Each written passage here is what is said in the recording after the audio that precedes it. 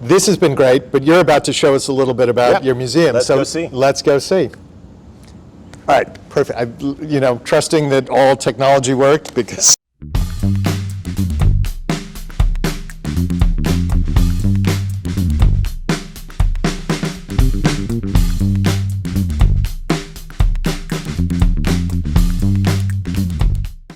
In the previous episode of Unplanned, we sat down with John Durant, the executive director of the MIT Museum, to hear all about the amazing collection that they have and their brand new location in Kendall Square in Cambridge, Massachusetts. In this episode, John gives us a tour of the museum, and here's John. All right, John, you're taking us around, and where are we now? So we're now at the top of the grand staircase at the beginning of the first gallery. And as I said before, we start and we're going to finish with the gallery, which is of quite local significance. So this exhibition is about MIT itself. It's called Essential MIT. It has an overarching theme, actually, which is that MIT is more about people than it is about things. What makes MIT special is the people who work here, the faculty, the researchers, the students, and the staff. And we've put a big emphasis on that throughout. So let's go look at something cool. So why don't we go to the second display here? And anything that catches your eye. Well, I am slightly fascinated by the screen behind us. Why don't we do the screen? It is quite something. So I mentioned that the emphasis is on people. So this thing behind me, the window, which I think it's safe to say is unique, is a large, big data, digital exhibit about the Cambridge MIT community. Each one of those little creatures, avatars, which we call mighties, is an actual member of the MIT community, or it's a visitor, an actual visitor to the museum who's put themselves into the window, which you can do. So you answer a bunch of questions, and we've asked a bunch of MIT researchers these questions, and depending on how they answer, they produce different kinds of avatar, and then they start to play in different ways. They collaborate, they do all sorts of things in this rolling digital display. It's meant to be whimsical, it's meant to be amusing, and it's meant to be participatory. So people can come and they can use a display over to my left where they can register themselves and launch themselves into the MIT community window. So that's what this is about. Incredible. All right, where are we going next? Well, okay, we happen to be here. This is, if you like, one of my favorite areas of MIT research. Each one of the island displays in this exhibition is about a major area of research at MIT that involves high-level collaboration. So one of the areas in which a lot of researchers are collaborating is in the search for life elsewhere in the universe. The question keeps being presented by modern astrophysics. How many planets like the Earth might there be elsewhere in the galaxy or beyond our galaxy, elsewhere in the universe? How many of those planets might be able to support life? How many of those might actually have other life forms on them? The hunt is on right now for what are called exoplanets, and some of the displays here show various stages in our exploration of the universe, particularly with a focus on exoplanets. Can you bring us into any one of these? So, let's look at this plasma science experiment. This thing is a historic piece. This is one of two devices that was produced here at MIT, one of which, the other one, went onto Voyager, which was a space probe, a science space probe, back in the 1970s. If you're going to produce a complex scientific instrument to go onto a rocket, you produce two, not one. Because whenever they say is a good day to launch, your device has to be absolutely ready. Since anything could go wrong, you want to be able to pick whichever device is working perfectly and put that on the rocket and send that up. And that's what happened in this case. This is the spare that was never sent, but its, if you like, sister is in deep space right now, outside the solar system. It's been measuring the contents of deep space, the plasma, and sending back details to the Earth for many years. So this is actually the twin of the first device that, as far as I know, was ever sent intentionally beyond our solar system by humankind. So that just gives you a sense of what this is. We actually found it a few years ago, sitting unused in a coffee lounge in the MIT physics department, and the grad student said, "Do you think this would be of interest?" And we said, "Yeah, I think it would be. Let's put that in the collections." So that's how you curate, is you go, Sometimes. go have coffee in the various Sometimes. departments. So let's look at this extraordinary thing. So this is an example of current research. Suppose that you're trying to use a telescope to spot planets going around other suns like our own sun. The problem you have is that when you point the telescope at that sun, it's shining very, very brightly. You're trying to pick up a relatively dim, small object going around it, the planet. How do you do that? The answer is you use a gigantic space sunglasses. And that's what this device in miniature is. This is one petal from this large device. You can imagine how big the thing would be. It's designed with very careful engineering. Oops, sorry. That's just warning us we're getting too close. It's designed, as this paper folding illustrates, to be able to self-assemble in space. And the diagram here shows how it's used. So in the diagram on the right, you see the telescope. On the left, you see the star with an orbiting exoplanet. And what is being envisaged is that the star shade, which is what this thing is called, would be positioned exactly between the telescope and the sun. It blocks out most of the sunlight and allows the telescope to see the exoplanet. So this is the kind of research people are doing to answer that question, is there life elsewhere in the universe? Incredible. And what's this thing on the floor? Well, this shows the unfolding of the star shade. That's incredible. We're just doing it as a demo on the floor for people to see. So that's just some graphic That's a graphic about how it would unfold in space from the smaller package in which it's sent in order to do its job. One of the things I find with this museum is that you are, of course, the greatest tour guide for this stuff, but there's so much story behind each of these hunks of metal that may not be immediately apparent to somebody. There is, and that's so. You have to spend some time. So let's maybe conclude our brief look at this gallery at this thing. So this island display is about the hunt for gravity waves. Gravity waves are ripples in space-time that were predicted by Albert Einstein when he came up with his theory of general relativity. Einstein said there would be, expected to be, ripples in space-time when, for example, objects are under extreme gravitational force and so on. He also said that gravity waves might be so small he wondered whether anybody would ever be able to measure them. Well, that's like a challenge, right, to successive generations of physicists. So for the last 50 years, physicists have been looking to see whether they could invent a detector sufficiently sensitive to pick up distortions in the fabric of space-time. And that quest was successful a few years ago with a device called LIGO, the key idea for which was developed by Professor Ray Weiss, who's an MIT professor. He won a Nobel Prize once the thing was proved to be successful. The Nobel committees love backing winners. And what we have here, we're so lucky to have this. This is called the 1.5 meter prototype of the LIGO interferometer, which is the device that Ray and his colleagues put together to try and measure gravity waves.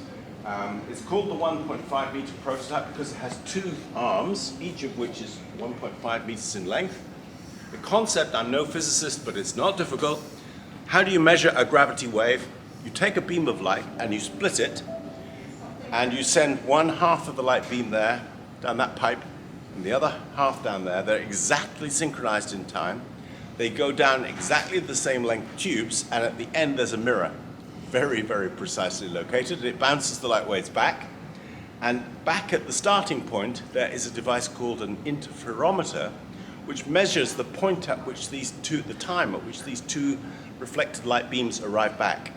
Now you sent them out down identical length tubes at the same time, so they should come back exactly in register. But if, while you did this, a gravity wave passed through the whole device, it would have the effect of making one arm of this device slightly longer and the other arm slightly shorter. So it might take one light beam a shorter or longer time to get back than the other, so they arrive back at different times, and your device measures the difference. And that's what LIGO does. That's like the ABC version. I shudder to think what a professional physicist would say, but that's my understanding of it. And the actual LIGO, on which this was based, each arm is about 2 kilometers long. So this is a big science experiment down in Louisiana, and they picked up the first clear evidence of gravity waves back in 2016, and since then we now have a new telescope, if you like, which for the first time in human history is not using the electromagnetic spectrum to measure what's going on in deep space. It's using ripples in space-time to do it. Quite amazing. Incredible. Incredible. All right, show us. Here's the mirror.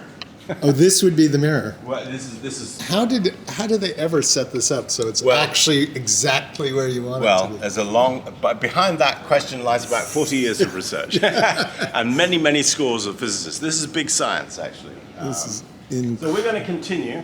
So we incredible. move from our first gallery into the second. And while we're doing this, tell us about the space we're walking through, because this is your new museum, and it's Yes. a beautiful This space. This first gallery is quite large and quite open. It's actually designed so that we can hold receptions in here and have events in here, as well as allowing visitors to just explore the exhibits.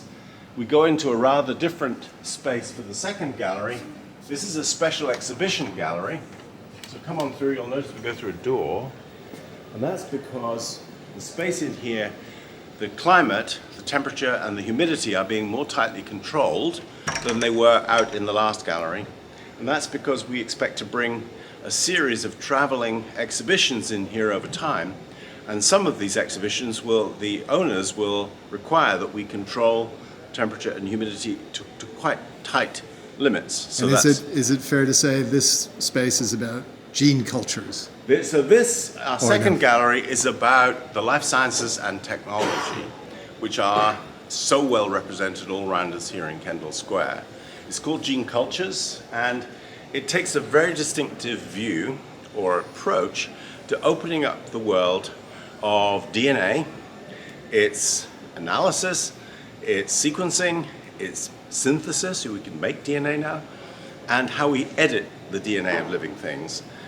A lot of that goes on, it all goes on actually at the microscopic level. You can't literally see it. And so we've chosen to open up this world by having a dialogue between the science and especially the instrumentation which is used in genomics and the world of modern art. There are quite a lot of artists who even call themselves bioartists who are responding in real time today to what they see as the interesting ideas and issues that are coming out of the life sciences. So we actually had a curator, William Myers, who worked with us, a specialist in bioart. We had an international competition, and we selected about a dozen different artists whose pieces are installed in this gallery alongside pieces which are about the science of gene analysis and editing. So it's an art science exhibition. Fascinating.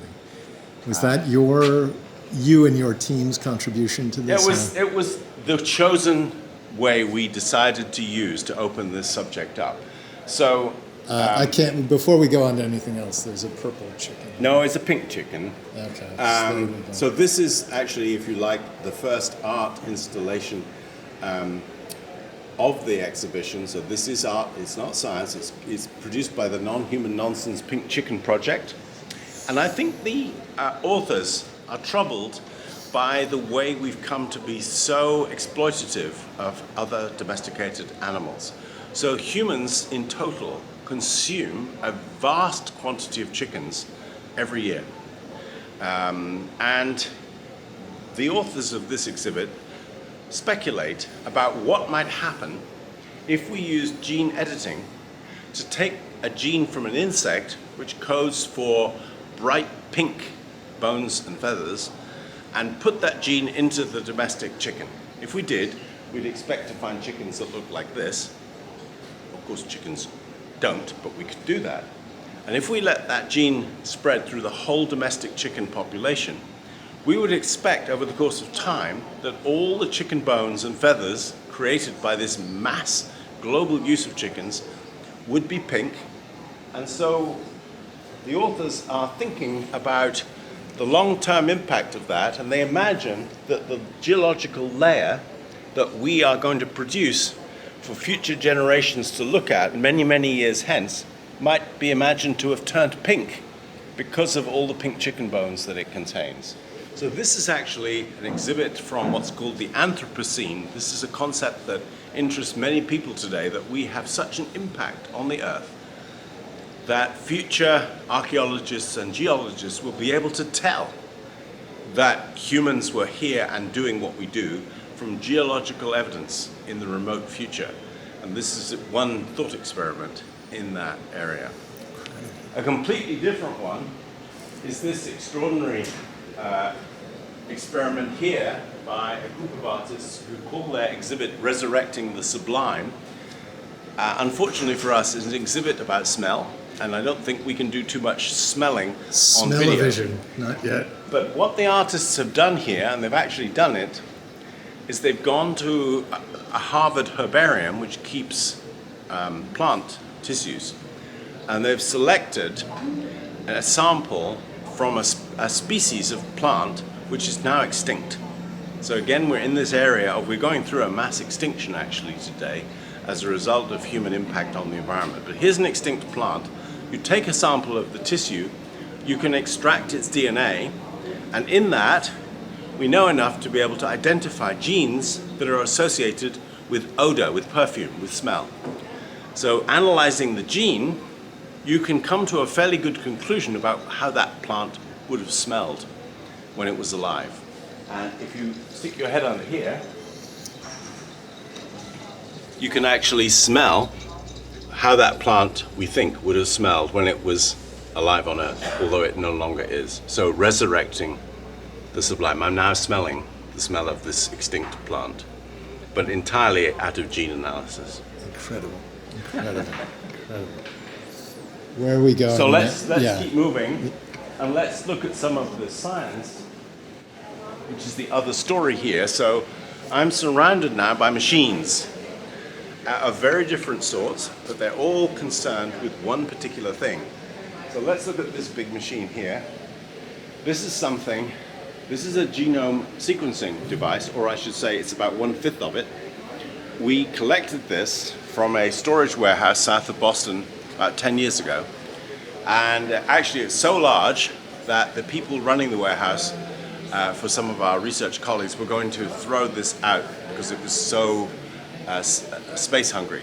And we said, don't do that, because this device, for a few months at the end of the 20th century, was the fastest gene sequencer of the Human Genome Project.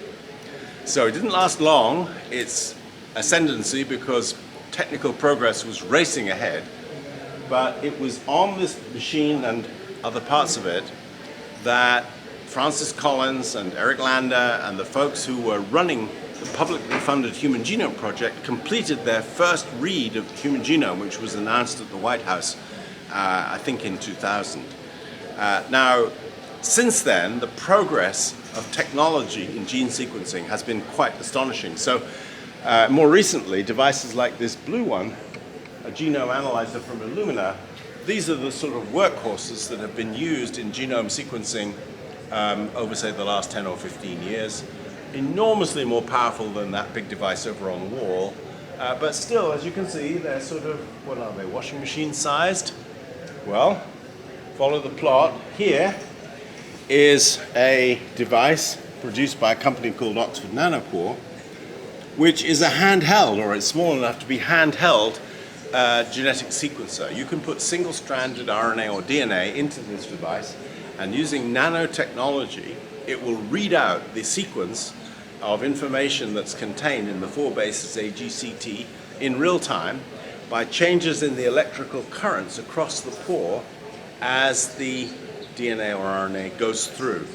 So this can do long sequence reading at a rate that people could only dream about back in 2000. And that's partly what's happened in the whole area of genomics It's a bit like what's happened in the area of microcomputing. Enormous technical progress, enormous miniaturization, so that the computers of today are fantastically faster than those of 20 or 30 years ago. Well, guess what? Genome sequencers of today are vastly more powerful than those of just a generation ago. So that's the story we're telling here. Incredible. And we're assuming that MIT or MIT people have played a role in some or all of these. Oh, these yes. studies. I mean, actually, the big device on the wall here comes from the Whitehead Genomics Center, which is now has given rise to the Broad Institute, which of MIT and Harvard, which is just across the road here on Main Street, one of the leading genome research centers in the world. So it's big stuff around here. Incredible. All right, where to next? What are we looking at next? Why don't we just look in this corner for a bit, some quite extraordinary stuff. Because DNA, we've known since the 1950s that DNA stores information digitally. There is a sequence of 4, they're called bases, A, G, C, and T, and like a language, they can be put together in any kind of sequence, and they encode genetic information. That means, in principle, that you can use DNA as an information store. And actually that's of serious interest to people because DNA compresses information spatially enormously. And also, DNA is very, very stable. Now, we have interest in storing digital information over the long term, and the question how you do that safely and reliably has raised the question whether DNA might itself be a good way of storing information. Just sequence DNA to contain the information you want and preserve the DNA. So we show that here. We compare the amount of information which can be contained in a book like Webster's Dictionary with the amount of information that could be contained on a hard drive in a computer and the amount of information that could be contained in freeze-dried DNA. And as you can see from this, it's showing you that you can get 0.052 gigabytes of information in that book. You can get 500 gigabytes of information in that hard drive. And you can get 236 million gigabytes of information in that freeze-dried DNA. So DNA turns out to be an enormously compact, powerful way of storing information if we want. And over in this corner where some of our guests are viewing, we have what to me is one of our most extraordinary art installations by Joe Davis and his colleagues. They have taken that idea of using DNA to store information and they've related it to a myth, a story that comes out of the Islamic tradition, according to which if you repeat a particular word in Arabic, which is close to the English word hallelujah, it's said to create an angel. So Joe Davis has played with that idea. And he said, well, what if we took that word, hallelujah in Arabic, and encoded it into DNA and put that DNA on the head of a pin? How many angels could we get on the head of a pin? And he's doing that in this device here. And what he's able to show is that we could get billions of angels, if you believed in the myth, in that way, encoded on the head of a pin. So this age-old philosophical conundrum, how many angels can you get on the head of a pin, can sort of be answered here. So actually you can buy pins from the vending machine there, which contain, quotes, angels in the form of DNA on their heads. I have to say, I like the fact you're using 1970s or 1950s technology to sell your pins. Yes, absolutely. That's something I can relate to. That's something I remember. Okay. So, as we move down this exhibition, we start to look at different aspects. So, a centerpiece of the science is in this display here, which explains how what's called CRISPR gene editing works.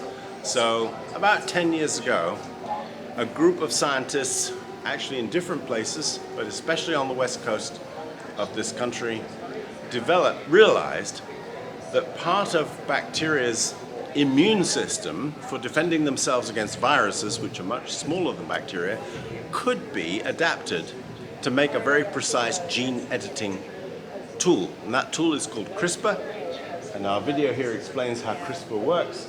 And CRISPR is now, different types of CRISPR are now the preferred technique for intentionally adding or deleting genes from particular parts of the genome.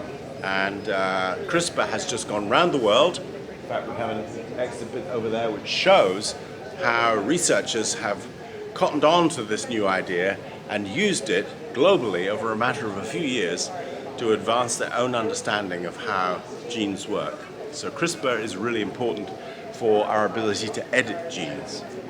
If we can edit the genetic structures of living things intentionally, we can in principle change the genetic structure of organisms in the environment in ways that might help to cure disease. So this is an example. In New England today, we are faced with something like an epidemic of Lyme disease. Lyme disease is a bacterial infection. The bacteria are carried by ticks, but in the course of the tick life cycle, stages in that life cycle spend time in the white-tailed mouse. And it's possible to engineer white-tailed mice so that they're resistant to infection by this agent. If you do that, you break the life cycle of the bacterium, and you might be able to rid particular environments of Lyme disease, which feels like a good idea. But Kevin Esvelt, who's a professor here at MIT, notices that if you do this, you are permanently changing the genetic structure of a wild animal. And he thinks that's not trivial, and that you should only do that if communities are really agreed that they want this to happen. So he's involved in research that involves holding town halls with communities, for example, out on the Cape and the islands, to ask them, do they want this kind of intentional change to be made into a species of mammal in their environment in an attempt to alleviate what is a fairly severe risk today, if you wander about in woodlands and so on, of Lyme disease. So this is an area where modern genetics is in dialogue with the public about how we should be using this science or not to improve our situation. So we can choose an animal, and could we combat an invasive pest? This is another example. Could we combat the invasive brown rat, which is a great nuisance in the environment? And this interactive allows us to actually see what would happen if we edited the DNA of the brown rat in particular ways using CRISPR. We can slice along the dotted lines, taking out one gene or putting in a different one. Insert an edited gene. Now we've got the edited gene in there. Now we allow, what will happen when we release the altered rats into the lab population? So this allows us to do a virtual experiment. Now we are watching the rats with the altered genes beginning to reproduce and spread this gene by what's called gene drive into the population. And so we can do a kind of virtual experiment. This is fascinating. This is our third gallery. It's called Tracing Threads. And it continues, in some senses, the theme of the last gallery, but it also adds a new dimension. We're interested here in diversity, human diversity, and we offer two completely different ways of thinking about human diversity in North America today. One way is genetic, and the display on the wall here looks at a database of genetic differences among modern Americans, which allow us to trace where different groups of modern Americans come from.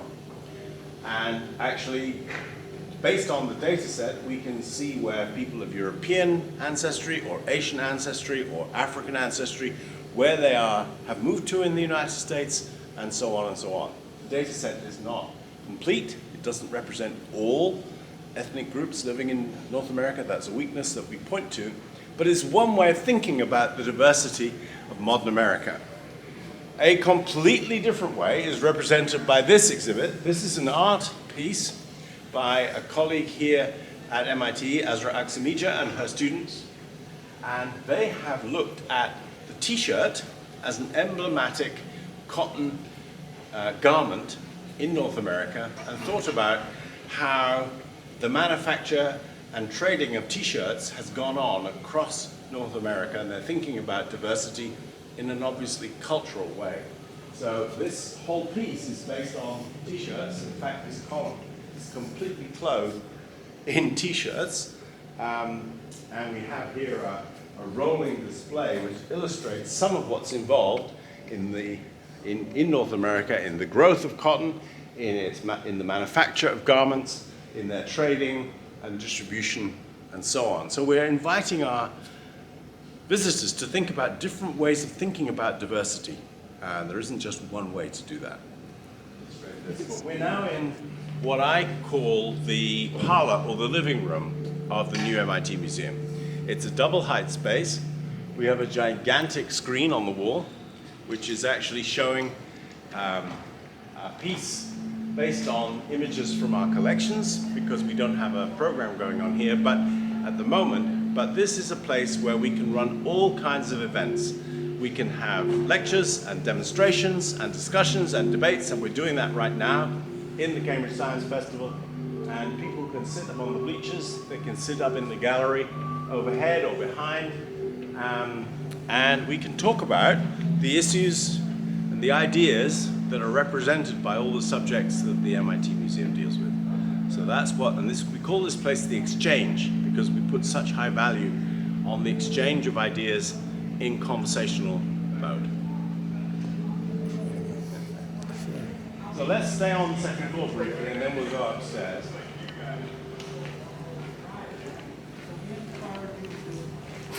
God, I can. So we're now right under the bleacher of the Exchange, and you're looking at a makerspace called the Maker Hub. MIT is very big on learning by doing. Long before the country and the world got interested in makerspaces, MIT had them. We have many makerspaces. Most of them are for students and some for researchers. This is the only makerspace on the MIT campus that's for the public. So people can come here and they can get involved in practical projects. They can 3D print, they can use sewing machines, they can use all kinds of materials and make stuff. And we'll be having all sorts of maker events here and maker jamborees and so on. So that's what the Maker Hub is all about. And further on,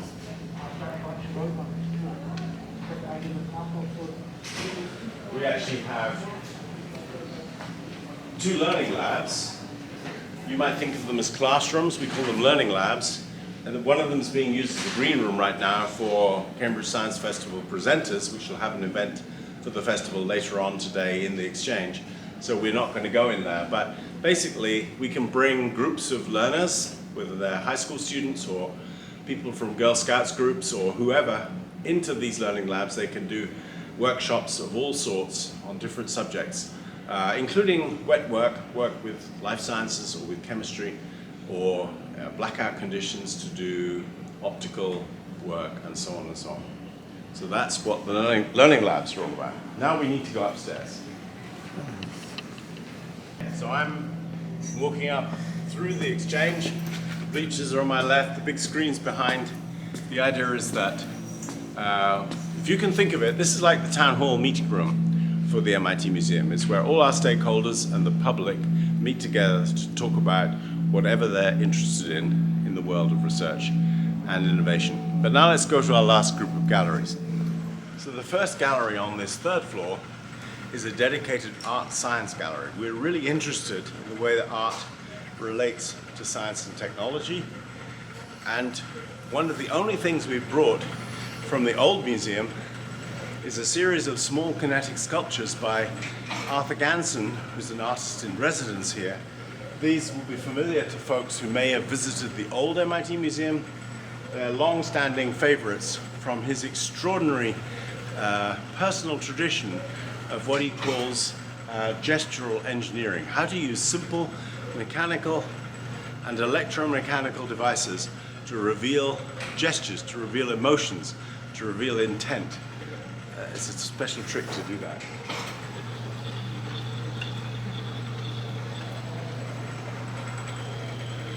So it is activated by you being here. That's one of his smallest and most delicate kinetic sculptures. This one I really like because it sometimes has been called by Arthur beholding the Big Bang. What you have is an electrical motor at one end turning a spindle faster than the eye can see. That spindle is connected to a gear wheel and another spindle and another gear wheel, all down here about 24 gear wheels, each of which is reducing the speed of rotation of the spindle by 20 times. So that's going 20 times faster than that, which is going 20 times faster than that, and so on. When you get to about here, you can't see movement anymore, but they're all connected, and the question it invites is how long will it take that motor, turning the spindle as fast as it's doing, to turn that block of concrete one revolution? And the answer, you'll have to take it on trust, is 13.7 billion years, which is the estimated lifespan so far of the universe. So we've got the age of the universe represented in a bunch of gear wheels. And then behind us we have a totally different kinetic sculpture commissioned for the new museum from Andy Cavatorta. It's one of my favorite pieces, actually. Andy is a friend of Arthur's who was inspired by Arthur Ganson's work to develop his own kinetic sculptures. And he's made a piece called Quail, which is inspired by the bowhead whale. So it's on the same scale as a bowhead whale. It's electromechanical, it's computer controlled. As we stand here, we can hear it's making song, which of course whales make. But in this case, the song is being made mechanically by the movement of air in the tubes that are rotating around the central shaft. And Andy, working with a musician, composer, has actually composed a song which, if it were to play in its entirety, would take 200 years to play. He pointed out to me the other day, his song can never be criticized by music critics because none of them will be around to hear it through to completion. But his point is that the bowhead whale is estimated to have a lifespan of about 200 years. So this is really like an essay in kinetic sculpture on some of the most extraordinary animals that we cohabit the universe with, the Earth with, namely whales. More sculptures. Yep. Fascinating. So then here we have another special exhibition gallery on the third floor. This one, for the opening, has an exhibition about artificial intelligence. It's called AI Mind the Gap. And the theme here really is that artificial intelligence has been developed very often by comparison with how our own intelligence works, but it turns out that artificial intelligences are quite different. They can do some things much better than we can, and other things they find much harder than we do. And it's not so obvious which is which. So let me just show you an example of that. This island contains two kinds of artificial intelligence. One is driving this robot, which is being programmed to play the game Jenga. Now, Jenga, which involves having to remove tiles from a column of blocks, most of us have played it. Jenga is something which even children find relatively easy to do. It is extremely hard to program an artificial intelligence to do this because it needs a very delicate sense of touch. It needs to know how hard it's pressing on a tile in order to judge whether that tile can be removed without the column collapsing. That's very, very hard for an artificial intelligence to do, but humans find that relatively easy. Now compare it through the gap here with a very early example of a chess-playing computer. Chess is something that humans play, but we find it quite hard. And as we all know, over the last 50 or 60 years, computers and artificial intelligences have been taught to play chess, and they have gotten very, very good at it. Today, the world's best chess player is a machine.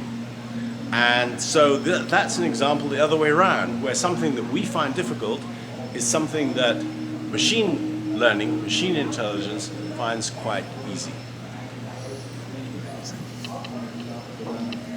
So we go on, we have sections in this exhibition which are about social robots, robots that you can have a relationship with.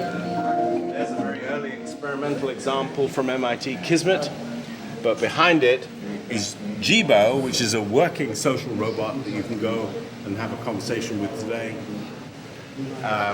We do have working robots in this exhibition for the first time, which I'm very pleased about. You can use an AI to help you write a poem. So you can come up and produce some text, and the artificial intelligence will suggest some lines of poetry, and working together you can create a poem which goes up into this digital space above my head. So poetry writing is something that robots can do.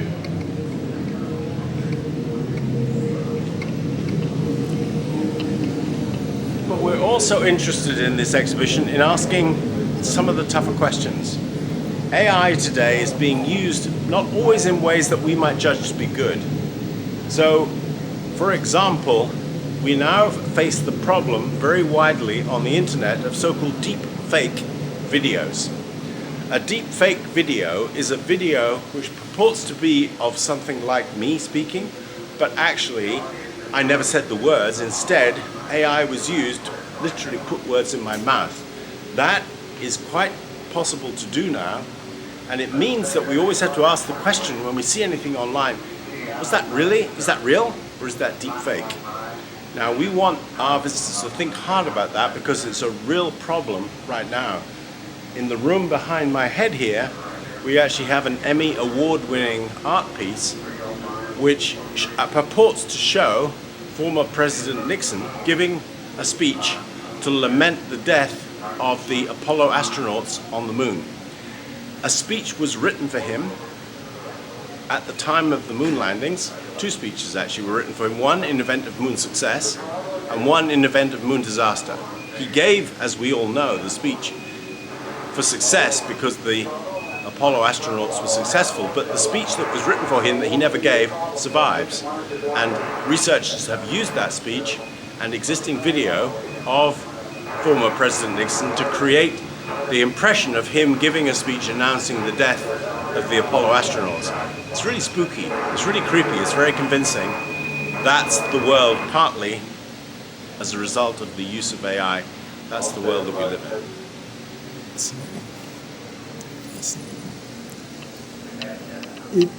Well, I guess let's keep going. I mean, I have so many questions, but everything you've showed us raises, just a multitude of very profound questions. I think that's right. I think we're really interested in raising questions with our visitors and inviting them to be part of the conversation about how we should answer those questions. The answers are not always easy. They really are not. And it would be dishonest to pretend otherwise. I think that research is so important that we can't just leave it in the hands of the researchers and technicians to decide how to use it. Very often we need a wider social conversation to decide how we really want to apply new science and new technology in ways that we're all comfortable with. And those are the kinds of conversations that are really needed today, I think. We're trying to help with those. So here is our final gallery, or two galleries. And as I mentioned before, we started local, we went global, now we're back to local again. And this is our collections wing. It's in two parts. Over on my right here, we have a section which is concerned with two-dimensional objects, mainly photographs. It's a photographic gallery. For the opening, we have an exhibition about the work of the creative photography laboratory here at MIT back in the latter part of the last century, when a very, very eminent photographer and faculty member, Minor White, led a very, very creative move amongst MIT students and researchers on photography. So that's about that. And here, don't worry, here we have our collections gallery, which is about our three-dimensional objects. It's a bit similar to Essential MIT. It's meant to be here for the long term, but we have island displays which can be changed out quite quickly. Let me just show you one of them. So, some of the objects we have here, and some of the things that MIT folk work on, are really, to be honest, useless machines. And we're interested in them as well as useful ones. So this island is about totally useless things. But let's just look at one of them. So this, which I think is an extraordinary device, this is called Thisus. It was invented by an MIT faculty member who is arguably one of the most influential faculty who've ever worked at MIT, Claude Shannon, who's one of the architects of information science, which gave us the whole information age we live in. Back in the 1950s, Shannon at that time had young children. He was interested in creating games. He didn't want to do anything as boring as going and buying a game from a game store. He made them. And he made games incorporating the latest thinking that he had on the way that information science could work. And look what he did. Here is a maze. It's a mechanical maze. We have a mechanical mouse. We have a mechanical, because it's metal, piece of cheese. And the mouse has to find its way through the maze to find the cheese. When this machine worked, it does not work now. You could set the mouse in the maze, and by random trial and error, it would move around until it finally found the cheese. Okay?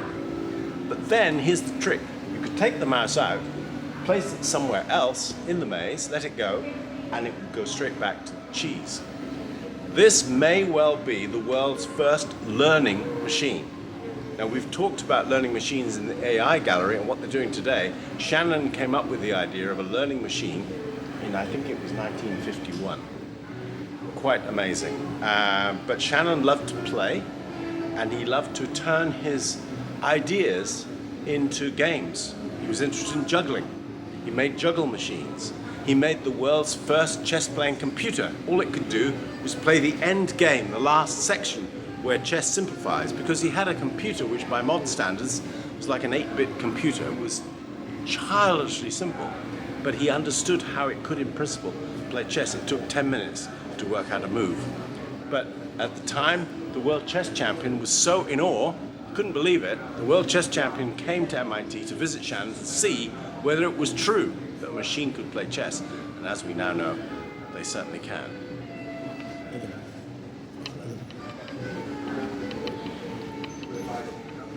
Oh, it's amazing. So this whole wall is Yeah. a single exhibit. It's our model wall. There's a message behind this. All of the objects on this wall come from our collections. They're all models of different kinds. There's about 70 of them. And what we're trying to say is that one of the most important ways in which people do research is to create models of what they're trying to understand for all sorts of different purposes. So here they are, just some of the models that we have. And from the sublime to the ridiculous, this on the wall here is MIT Minecraft. So back 2 years ago, when MIT students were all sent home to work remotely because of the pandemic, what were they going to do with their time at home? And a whole group of them decided to use Minecraft to reconstruct the MIT campus that they were temporarily obliged not to be in. So we have here the entire MIT campus in Minecraft. That's incredible. So, I'm sorry, I have to go. Is that okay? John Durant, you have been the host par excellence. As your closing question, first of all, thank you very much for joining us on Unplanned. Congratulations on everything you've been able to achieve so far. Here's your closing question, and it's for some future conversation. What's next? You've talked about what's now and what's been. You pointed, where are you pointing all of this incredible? Well, for me, the opportunity for us now, we're lucky enough to have been able to do all this with the help of a lot of donors and MIT as well.